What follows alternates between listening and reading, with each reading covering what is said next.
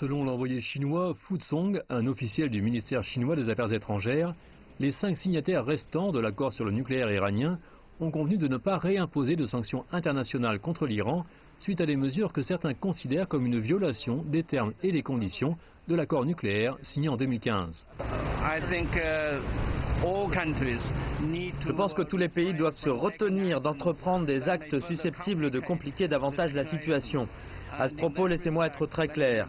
La Chine n'est pas en faveur d'activer ce mécanisme de résolution de querelles, parce que de notre point de vue, il y a un élément d'automaticité qui est bâti dans ce régime, et nous ne sommes pas sûrs que ces pays peuvent garder sous contrôle ce processus, et il pourrait y avoir une escalade. Le Royaume-Uni, la France, l'Allemagne, la Chine et la Russie ont convenu de ne prendre aucune mesure qui verrait le dossier nucléaire iranien remis au Conseil de sécurité des Nations Unies et entraînerait un retour des sanctions qui ont été levées dans le cadre de l'accord.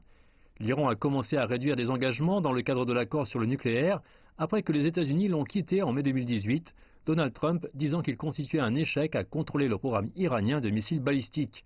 Le représentant iranien dans l'accord s'est réjoui de la décision de vendredi.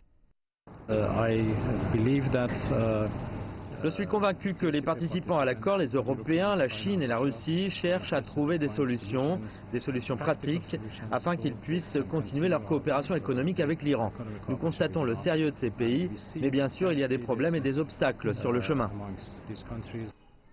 Le lieu de la réunion de vendredi a été modifié à la dernière minute en raison de manifestations de groupes d'opposition iraniens devant le site initial. Les pourparlers se sont finalement déroulés dans l'un des bureaux de l'Union européenne, à Vienne.